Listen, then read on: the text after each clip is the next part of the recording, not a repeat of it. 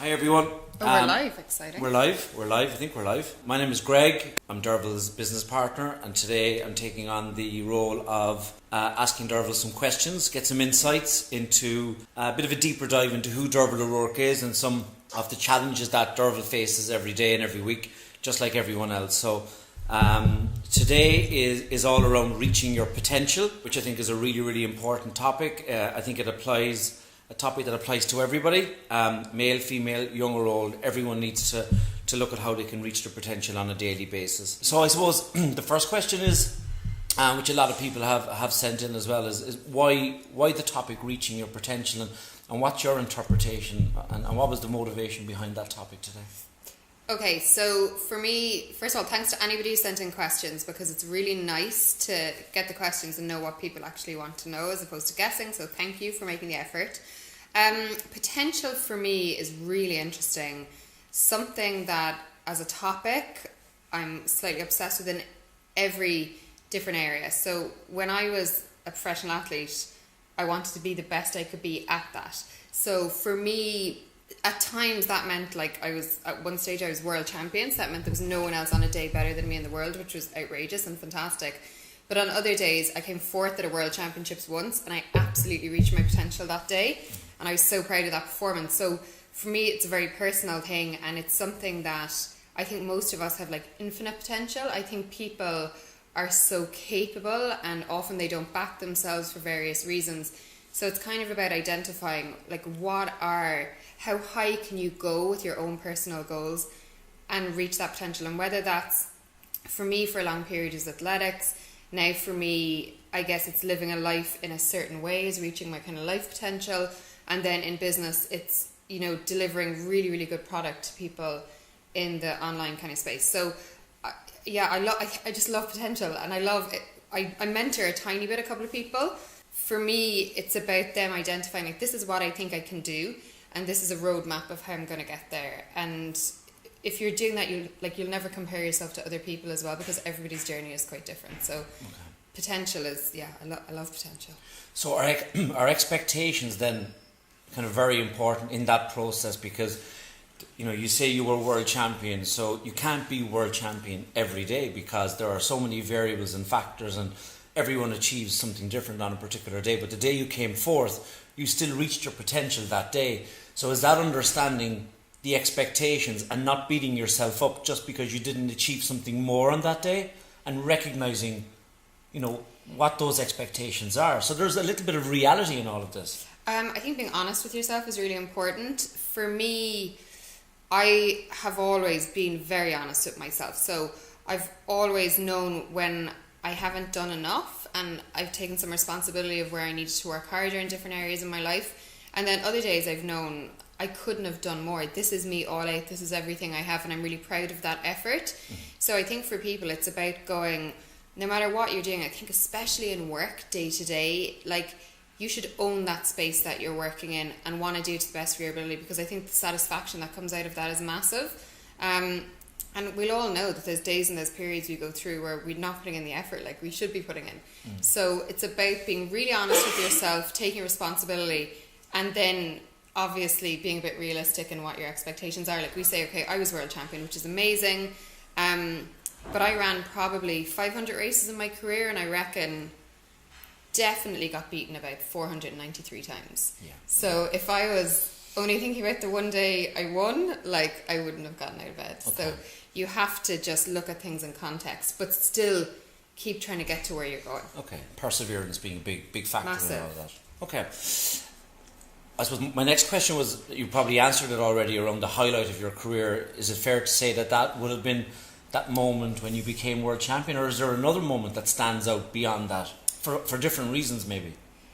The highlight of my career, the one that makes the most sense, is becoming world champion. It's not a title a lot of people have, but actually finishing fourth at a world championships in 2009, off the back of a really, really rough period in my athletics career, was a way better performance for me. And it's the one I'm probably proudest of, because I thought about going in a different direction and I decided not to, and I decided to back myself. And the only thing at that point in my career that I had left is the fact that I really, really loved it. And I also felt like I had unfinished business and it didn't matter what anybody thought. And I think in life sometimes when you get to points where it really doesn't matter what anybody else thinks, I think that's quite amazing. And I just remember that day being like, you know what, this was just all about something I wanted to do for myself. So actually, funnily enough, not getting a medal was probably the best day. That's interesting. I had a big night out after that one. Well deserved. Thank you. Deserved, Yeah. no doubt. And another night out maybe in a month's time or 2 months' time. Just eventually. Okay, so maybe that you referenced a difficult time in your career, which was maybe my next question is, obviously everyone goes through various challenges in their life, in business, personally, whatever it may be. So that moment in your career, was that defining moment? Was that a low point in your career, in your life at that stage where maybe there was a junction of you could have gone left and maybe given it up and you decided you wanted to own that space and there was unfinished business?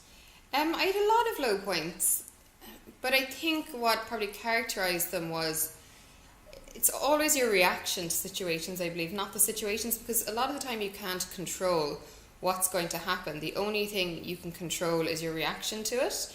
So for me, I had various things that I rarely talked about that much publicly. I had a massive Achilles surgery. All I could control is the injury was there. I needed to deal with it. How did I react to that? A stress fracture in my spine in the middle of my career that I didn't talk about a huge amount that caused me problems throughout my career. Lost all my sponsors, lost all my funding at various times. Definitely lost people in my support network who I would have thought might have been there for the longer term. But for me, I think it's about everyone's going to have low points, whether you're being an athlete or not, no matter what you're doing, because I've had as many low points since I've retired, just in different ways. But for me, it's about going, okay, how do I react to it? And then what can I learn from it? What kind of responsibility do I have to take from it? Because I think that's really important. Like, I think introspection is important and to know what part did I play in this, but also not to beat yourself up. And then you just try and move forward with a roadmap that is logical. And one thing I would say is, and I've learned it from the low points, is trying to take emotion out of stuff, especially when it comes to work. In my 20s, I would have been reacted more emotionally to things. Okay, obviously I still have days where I do, but I try to be more logical. Yeah, it's not easy. No. So if you were to reflect and sit here with your 16-year-old self or 15-year-old self, having had the experience that you've had now over the last 20 years, both professionally in your career as an athlete, but also in business and as a mom and as a wife and just as a person in general, you've been through a huge amount, as everybody has. What kind of nuggets would you now give to your 16-year-old self, knowing what you've gone through, to protect that person a little bit more or give them that insight? I would definitely tell my 16-year-old self to ask for help quicker. When I was a teenager and probably through a good chunk of my 20s, I found it really hard to ask for help, and it was only when I started asking for help from really good people did I start getting towards my potential, and I started building a team. And even now I have a great team of people around me, so I think there's always someone who'll want to help you. Okay.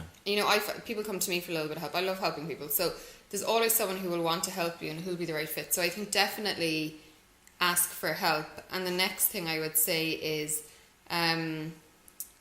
back yourself unapologetically.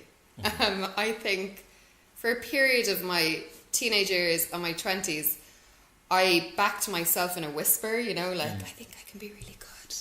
And then I hit kind of 24 and I'd taken a few knocks in my career and I started backing myself loudly and unapologetically, which, maybe not a lot of girls do. I think more girls should do that. So for me, and now I still do it, you shouldn't be afraid of being ambitious, wanting to be your best self, and you should be quite proud of that. So I think, we need to embrace that unapologetic ambition.